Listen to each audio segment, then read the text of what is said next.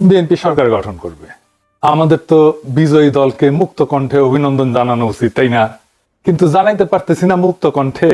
যখন আমার এই এপিসোডটা আপনারা দেখেছেন তখন নির্বাচনের ফলাফল পাইয়া গেছেন মনে হয় সবাই। বিএনপি যা প্রেডিক্ট করেছিল তাই সম্ভবত পাইছে 200-র বেশি সিট, কোথায় যেন দেখলাম 208টা। বিএনপি সরকার গঠন করবে। আমাদের তো বিজয়ী দলকে মুক্ত কণ্ঠে অভিনন্দন জানানো উচিত, তাই না? কিন্তু জানাইতে পারতেছি না মুক্ত কণ্ঠে। অভিনন্দন জানাই, অভিনন্দন জানাবো, কিন্তু মুক্ত কণ্ঠে জানাইতে পারতেছি না, কারণ আজকে আপনারা জিতছেন কিন্তু ইতিহাস অন্যদিকে হাঁটতেছে। কিছু বিষয়ের কারণে এই ভোটের গায়ে এমন ভাবে কালি লেগে গেছে যেটা খুবই খারাপ একটা কাজ হয়েছে। খারাপ কাজটা কি সেটা আমরা আস্তে আস্তে আলাপ করব।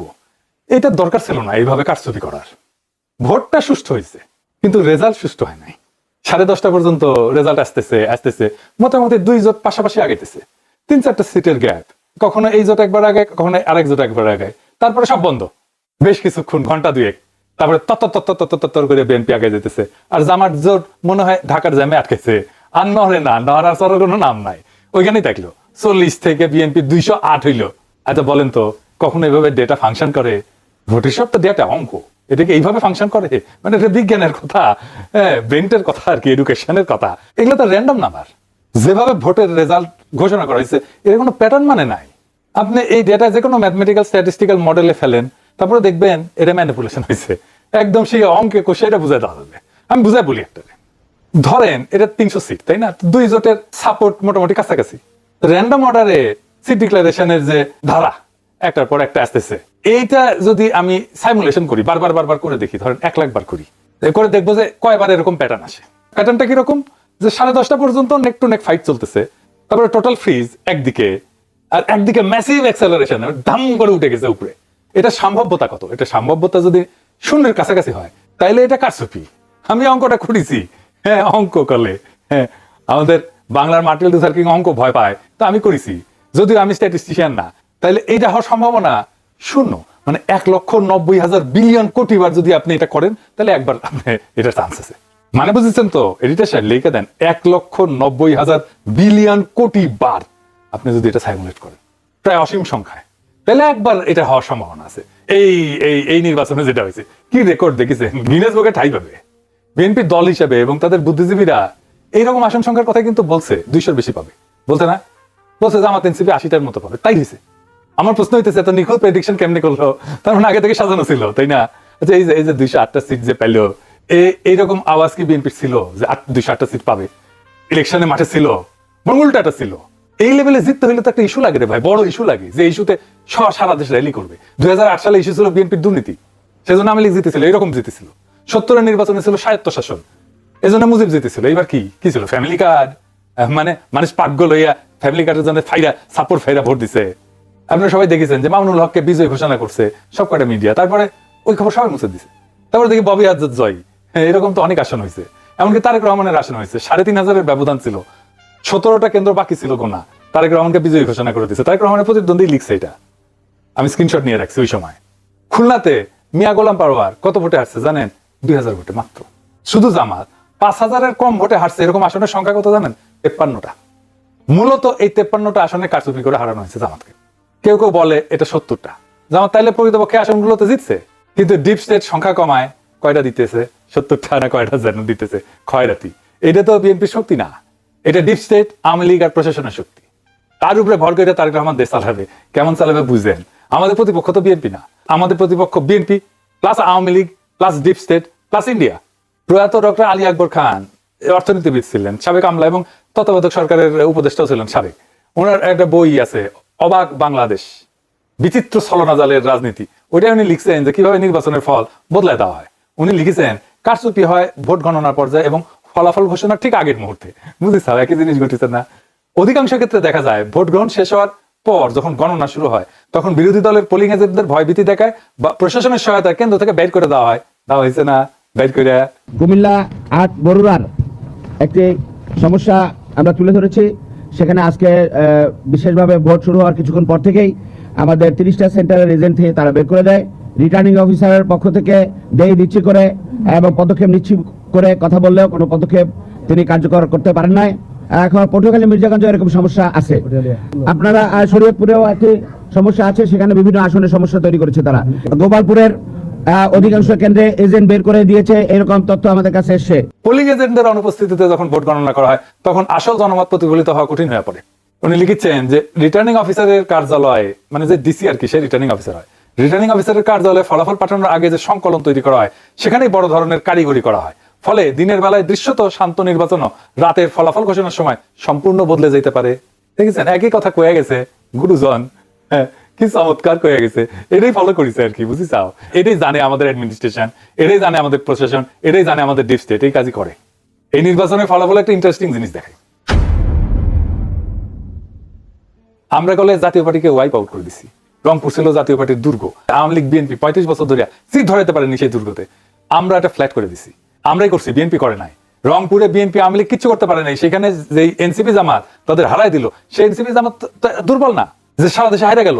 এই চিত্রটা, রংপুরের চিত্রই সারা দেশে হওয়ার কথা ছিল, হইল না, ডিপ স্টেট হইতে দিল না। এটা আসলে করার দরকার ছিল না, এই কামটা করার দরকার ছিল না। ভোট খুবই সেন্সিটিভ জিনিস। মুজিব 1973 এই কিসিমের একটা নির্বাচন করে গাড্ডায় পড়েছিল। হাসিনা নির্বাচন না দিয়া এরকম কিসিমের নির্বাচন করে গাড্ডায় পড়েছিল। কাশ্মীর একটা নির্বাচনের ফল মানে নাই, এই জন্য অগ্নিগর্ভ হয়ে আছে কাশ্মীর না কতদিন থেকে। কি অবস্থা এখানে, এখনো শান্ত হয় নাই। আবারও বাংলাদেশে এই কাজ করা লাগলো, এ তো লজ্জা হয়ে থাকবে, শুধু লজ্জা না, একটা বিপদ হয়ে থাকবে। এই কালি গা থেকে যাবে না বিএনপির। এবং যারা ইঞ্জিনিয়ারিং করছে, যারা, তাদের এটা কাফারা দিতে হবে। দিতে হবে এই জন্য যে জামাত এনসিপি তো কম ভোট পায় নাই। হিসাব করে দেখেন পার্সেন্টেজে, এই লোকগুলোর উপেক্ষা করবেন কিভাবে? আপনি জিতলে অসুবিধা নাই, জিতেন, ভোট নিয়ে যেতেন, যতগুলো সিট জনগণ দেয় সে কটা নিয়ে খুশি থাকেন না। আপনার অ্যাবসলিউট মেজরিটি লাগবে। হ্যাঁ, লিসে হাউস যেতে লিসে। উইনস্টন চার্চিল দ্বিতীয় বিশ্বযুদ্ধের সময় বিশাল বড় নেতা ছিল, তার প্যারালাল কেউ ছিল না।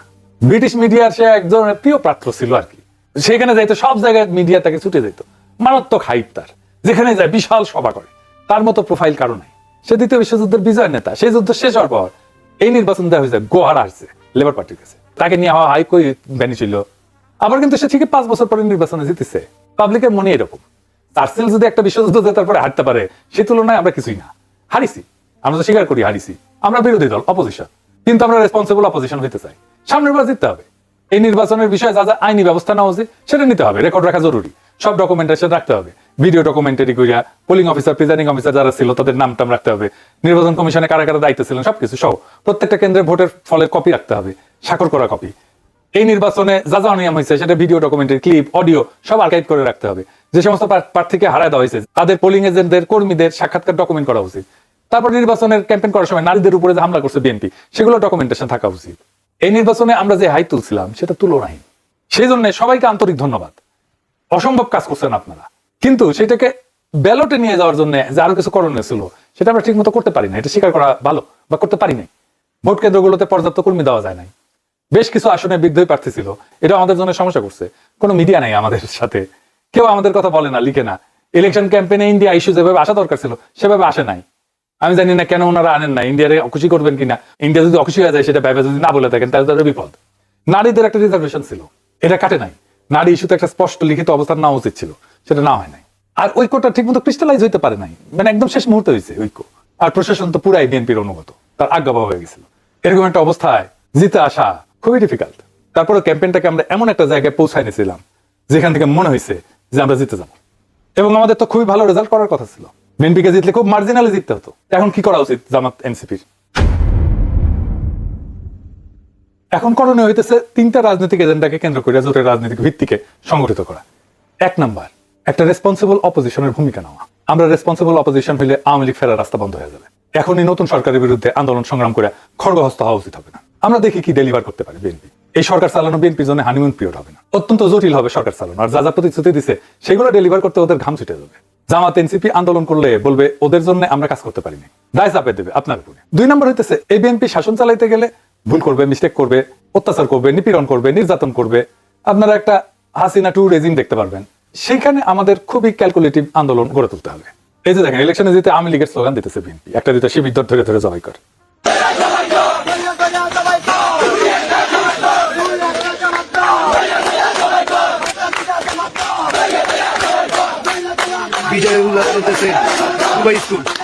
শুনেছেন? শুধু তাই না, আজকে শিবির নেতাদের বাসায় হামলা করতেছে।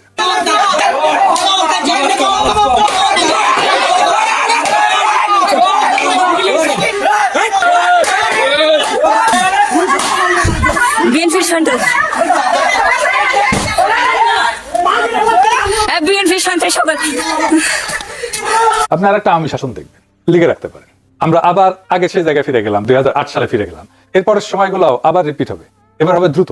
হাসিনা 15 বছরে যা যা দেখছে তা বছর দুয়েকের মধ্যে দেখে ফেলবেন। তারেক রহমানের যদি স্টেবিলিটি প্রায়োরিটি হইতো তাহলে ভোটটা তিনি ফেয়ার হতে দিতেন। মানুষ একটা পরিবর্তন চাইছিল, তিনি পরিবর্তনটা ঠেকাই দিলেন। এবার কি আদৌ পরিবর্তনকে ঠেকায় রাখা যায়? যায় না। আর 3 নাম্বার স্ট্র্যাটেজি হইতেছে, আজকে যে শক্তি জামাত আর এনসিপির পিছনে দাঁড়াইছে সেই শক্তিকে সংহত কইরা পরের নির্বাচনের জন্য আজ থেকে প্রস্তুতি নেওয়া উচিত। এই নির্বাচন কিন্তু দেখা দিল যে বাংলাদেশ এখনো গণতান্ত্রিক পরিপক্কতায় পৌঁছায়নি, কিন্তু এই ভোট প্রমাণ করলো একটা বিকল্প শক্তি উঠে এসছে। এই শক্তিকে আর থামানো যাবে না। আর বিএনপি যেহেতু আওয়ামী লীগ আর হাসিনার দেখানো পথেই যাইতেছে, তাই সে হাসিনার অন্তিম যে লক্ষ্য সেটার দিকেই যাবে। এটাই ইতিহাসের শিক্ষা। তবু আপনাদের জন্য শুভকামনা। আমরা লক্ষ্যে অবিচল থেকে আগায় যাব, জনগণকে সাথে নিয়ে যে আজাদির কাফেলা আমরা শুরু করছি তার সাথেই যাব।